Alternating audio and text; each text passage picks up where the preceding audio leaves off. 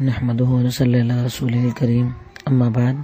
آج ہمارے سامنے چوتھے پارے کی تشریح ہے، جس میں اللہ رب العالمین ابتدا میں ارشاد فرماتا ہے کہ لن تنالوا البر حتی تنفقوا مما تحبون، کہ تم لوگ بھلائی کو تب تک نہیں پہنچ سکتے جب تک کہ تم وہ چیز اللہ کے راستے میں خرچ نہ کرو جو تمہیں محبوب ہے۔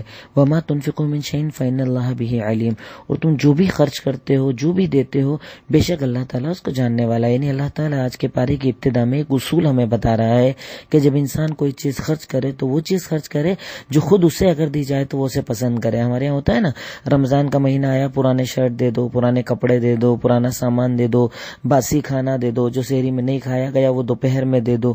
یہ چیزیں اللہ تعالیٰ پسند نہیں فرماتا۔ ٹھیک ہے، آدمی دے پرانا بھی، لیکن زیادہ محبوب صدقہ وہ ہے کہ آدمی ایسی چیز دے جسے وہ خود پسند کرتا ہو۔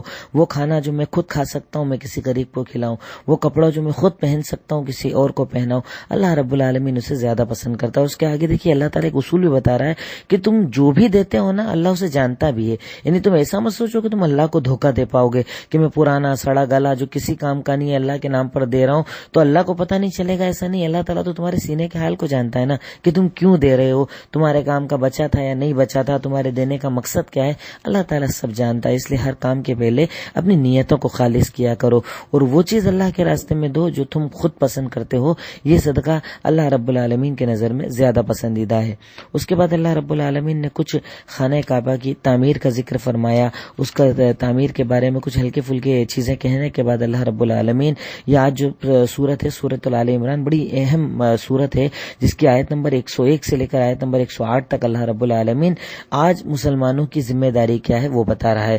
ہر دور میں، ہر زمانے میں مسلمانوں کی ذمہ داریاں کیا ہوتی ہے، کیا کام ہے جو انہیں کرنا چاہیے، اللہ رب العالمین اس کی طرف اشارہ کرتے ہوئے ارشاد فرماتا ہے، یا ایھا الذین آمنوا اتقوا اللہ، اے وہ لوگوں جو ایمان لائے ہو، اپنے رب سے ڈرو، اپنے اللہ تعالیٰ کا ڈر اپنے دلوں کے اندر پیدا کرو، اور ویسے ڈرو جیسا اس سے ڈرنے کا حق ہے۔ یعنی ایک مومن کی یہ ذمہ داری ہوتی ہے، اپنے حالات کو اگر وہ بدلنا چاہتا ہے، دشمنوں سے اگر وہ نجات پانا چاہتا ہے، پریشانیوں سے اگر وہ بچنا چاہتا ہے، تو اپنے رب کا ڈر دل کے اندر رکھے، اللہ کے سوا کسی سے نہ ڈرے۔ خوف صرف اللہ کا، ڈر صرف اللہ کا، مخلوق کا نہیں۔ اللہ تعالیٰ کا ڈر اپنے دل کے اندر پیدا کرے، وہ ڈر جس دل کے اندر آ جائے اسے دنیا میں کسی کا ڈر نہیں لگتا ہے۔ اور اس کے آگے اللہ تعالیٰ کہتا ہے کہ تمہاری موت جب بھی آئے اسلام پر آنا چاہیے۔ یعنی تم مسلمان باقی رہو، اپنے شعور سے، اپنے دکھاوے سے، اپنے عمل سے، اپنی بول چال سے، اپنے پہناوے سے، ہر چیز سے مسلمان نظر آؤ، ڈرو مت، خوف مت رکھو، بزدلی اپنے اندر مت لاؤ۔ اگر تم مومن بن کر مرو گے تو اللہ تعالیٰ تمہیں جنت دے گا، اور اگر منافق بن کر مرو گے تو دنیا تو برباد ہے، آخرت بھی اللہ تعالیٰ برباد کر دے گا۔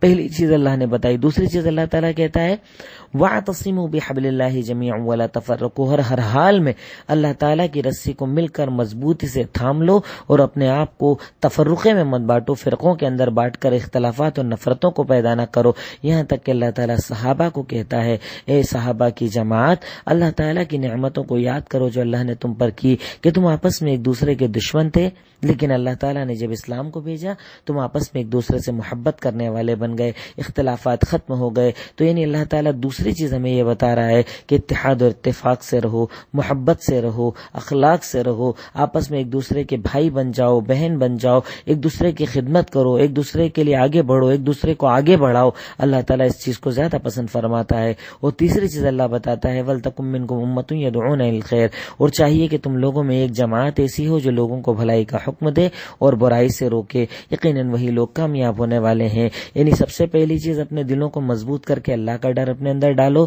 دنیا کا ڈر نکال دو۔ اس کے بعد اتحاد اور اتفاق کو قائم کرو، اور تیسرے نمبر پر اپنے دین کے لوگوں کو دعوت بھی دو، اپنے دین کی اچھائیاں لوگوں کو بتاؤ کہ آج اگر لوگ تم سے نفرت کرتے ہیں، تمہارے دین سے نفرت کرتے ہیں، تمہارے دین کو نہ جاننے کی وجہ سے، تو ان تک دین پہنچاؤ، اسلام کی سچائی پہنچاؤ، اسلام کی حقانیت پہنچاؤ، تاکہ وہ تم سے بھی محبت کریں اور تمہارے دین سے بھی محبت کریں۔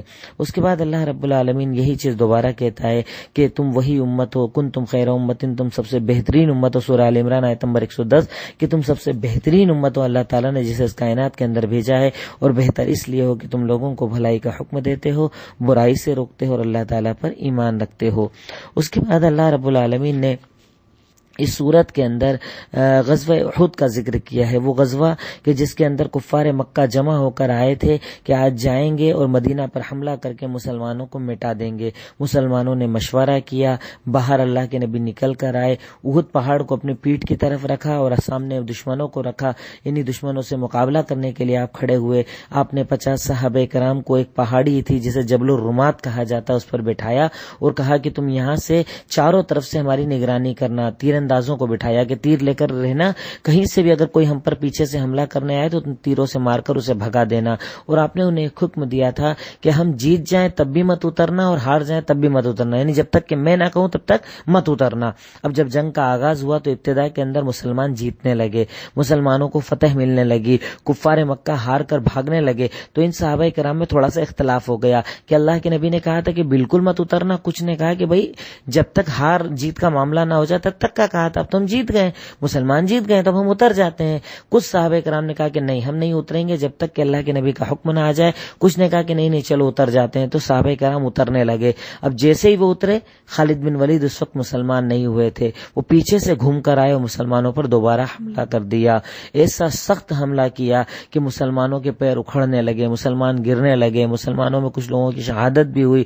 خود اللہ کے نبی صلی اللہ علیہ وسلم کے دندان مبارک اسی جنگ میں شہید ہو گئے تھے، گال میں آپ کے خول گھس گئی تھی، آپ ایک گڑھے کے اندر گر گئے تھے۔ یہ سب نتیجہ تھا مسلمانوں کے اختلاف کا، اللہ کے نبی کی ذرا سی بات کو ایک مرتبہ نہ ماننے کا، جبکہ صحابہ کرام تو ہر وقت آپ کی ماننے والے تھے، صرف ایک بات کو نہیں مانا اور اللہ تعالیٰ آپ سے ناراض ہو گیا، اللہ تعالیٰ نے کچھ دیر کے لیے شکست دے دی۔ لیکن پھر جب صحابہ کو احساس ہوا اپنی غلطی کا، دوبارہ اپنے مقام پر آئے اور جم گئے، تب اللہ تعالیٰ نے دوبارہ مسلمانوں کو فتح دی اور اس جنگ کے اندر بھی مسلمان جیتے تھے۔ لیکن اس جنگ کے اندر منافقین بھی ظاہر ہوئے، وہ لوگ جو کہتے تو ہیں مسلمان پر اندر سے مسلمانوں کو ڈرانے کا کام کرتے ہیں۔ آج ہمارے یہاں بھی ایسے لوگ ہیں، اندر سے ڈراتے ہیں، ارے کچھ ہو نہیں پائے گا، ارے اب تو اسلام پر عمل نہیں کرنا چاہیے، ارے اپنے گھر کے اندر بس دین پہ عمل کرنا چاہیے، اب تو ایسا ہے ویسا ہے۔ وہ منافق ہر دور کے اندر رہے جو مسلمانوں کو ڈراتے ہیں، ان کی صفوں کو کمزور کرتے ہیں، وہ اس دور کے اندر بھی تھے اور ظاہر ہوئے۔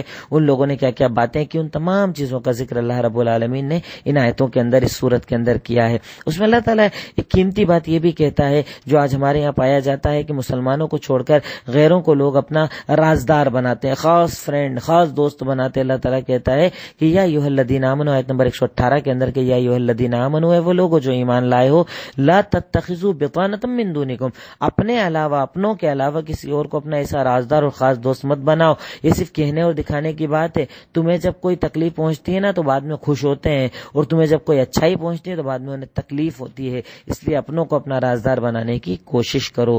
اس کے بعد اللہ رب العالمین ان آیتوں کے درمیان مسلمانوں کو ایک اخلاقی دعوت دیتے ہوئے ارشاد فرما رہا ہے، آیت نمبر 132-33 کے اندر، وَسَارِعُوا إِلَى مَغْفِرَةٍ مِّن رَبِّكُمْ وَجَنَّةٍ عَرْضُهَا السَّمَاوَاتُ وَالْأَرْضُ أُعِدَّتْ لِلْمُتَّقِينَ، اور جلدی کرو اس جنت کی طرف اور اللہ کی مغفرت کی طرف جس کی چوڑائی آسمانوں اور زمینوں سے زیادہ ہے، وہ جنت جسے اللہ نے متقیوں کے لیے بنایا ہے۔ اب اللہ تعالیٰ کہتا ہے کہ متقی کون ہے، تو ارشاد فرمایا متقی وہ ہے الذین ينفقون فی السراء والضراء، کہ جب اللہ تعالیٰ دیتا ہے تب بھی خرچ کرتے ہیں اور جب کم ہوتا ہے تب بھی خرچ کرتے ہیں، والکاظمین الغیظ، وہ لوگ جو غصے کو پی جاتے ہیں۔ آج ہم سے غصہ کنٹرول نہیں ہوتا، غصہ آیا فوراً جواب دینا، گالیاں دینا، لڑائی جھگڑے کرنا، مار پیٹ کرنا۔ اللہ تعالیٰ کہتا ہے جنت اگر چاہیے تو غصے کو پی جاؤ، کنٹرول کرو اپنے غصے پر، والعافین عن الناس، لوگوں کو معاف کر دیا کرو، جاہلوں کو ان کی جہالت کا جواب مت دو، بروں کو ان کی برائی کا جواب مت دو، بلکہ تم لوگوں کو معاف کیا کرو۔ واللہ یحب المحسنین، اور یقیناً اللہ تعالیٰ تو احسان کرنے والوں کو پسند کرتا ہے۔ اور اس کے آگے اللہ تعالیٰ کہتا ہے کہ یقیناً وہی لوگ کہ جب ان سے کوئی گناہ ہو جائے، کوئی غلطی ہو جائے، ظلم ہو جائے، اور جیسے ہی اللہ یاد آئے ویسے ہی وہ لوگ فوراً استغفار کرتے ہیں، جھک جاتے ہیں، توبہ کرتے ہیں، تو اللہ تعالیٰ ایسے لوگوں کو جنت دیتا ہے۔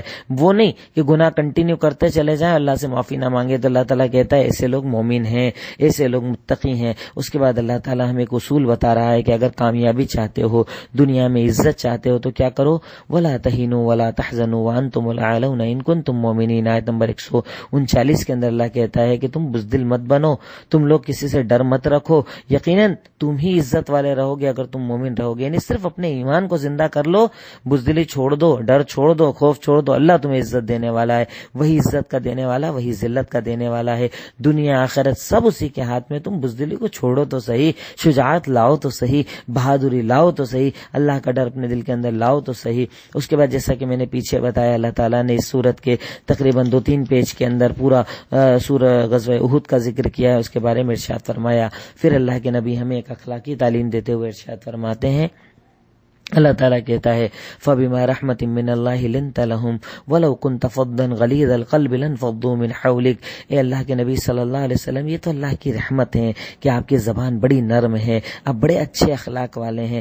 جانتے ہیں اگر آپ کا اخلاق اچھا نہ ہوتا, اگر آپ کی زبان میں ذرا سی بھی سختی ہوتی نا, تو اتنے سارے جو آپ کے آس پاس ہیں سب چلے جاتے. اس لیے آپ انہیں معاف کر دیا کرو, ان کے لیے استغفار کی دعا کیا کرو, اور ہر معاملے میں مشورہ کیا کرو. دیکھیے مشورے کا حکم دیا جا رہا ہے. آج ہمارے یہاں ہوتا ہے بنا مشورے کے کام, شادی بنا مشورے کے, کاروبار بنا مشورے کے, کوئی کسی سے رائے نہیں لینا, کسی سے پوچھنا نہیں, بس کام کر لینا, اور اسی لیے آدمی اس کے اندر ناکام ہوتا ہے. ہمیشہ ہر کام مشورے سے ہونا چاہیے, زبان پر نرمی ہونا چاہیے, اخلاق ہونا چاہیے. گندی بات, گندے جملے, سختی والی بات اللہ تعالیٰ پسند نہیں کرتا. یہ تو فرعون کا کام تھا, یہ تو شداد اور نمرود کا کام تھا کہ وہ بڑے بڑے تکبر والے جملے کہتے تھے. مومن تو وہ ہے جو نرمی والی بات کہتا ہے. اس کے بعد اللہ تعالیٰ بڑی پیاری آیت ہمیں ارشاد فرماتا ہے, آیت نمبر 160 کے اندر, کہ ان ینصرکم اللہ فلا غالب لکم. اگر اللہ تمہاری مدد کرنے پر آ جائے گا نا, تو تمہیں کوئی ہرا ہی نہیں پائے گا, اور لیکن اگر اللہ ذلیل کرنے پر آ جائے گا تو تمہیں کوئی عزت نہیں دے پائے گا.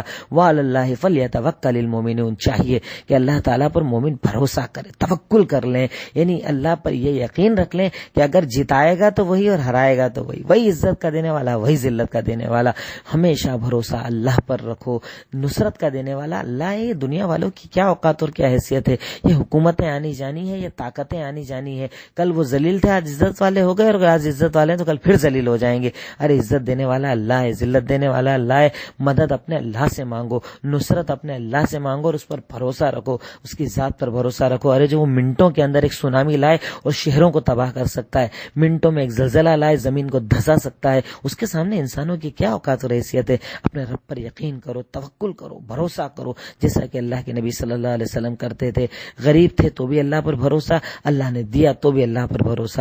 ایسا بھروسہ تم اللہ تعالیٰ کی ذات پر کرو. آج وہ بھروسہ ہمارے اندر سے غائب ہو چکا ہے. ہم ڈرتے ہیں, ہمارے اندر خوف ہے, بزدلی ہے, کیونکہ ہمیں لگتا ہے کہ بھئی یہ ہمیں مار نہ دیں, یہ ہمیں زندگی نہ دے دیں, یہ ہمیں یہ نہ کر دیں, وہ نہ کر دیں. ارے کرنے والی ذات صرف اللہ تعالیٰ کی ہے. تو اللہ تعالیٰ اس آیت کے اندر مومنوں کو بھروسہ دلا رہا ہے. اس کے بعد اللہ تعالیٰ انہی آیتوں کے بعد آیت نمبر 183-84 کے اندر ارشاد فرماتا ہے کہ کل نفس ذائقۃ الموت. بڑی پیاری آیت. اللہ تعالیٰ ارشاد فرماتا ہے کہ جتنے بھی پیدا ہوئے نا, سب کو ہی مرنا ہے, سب کو مرنا ہے.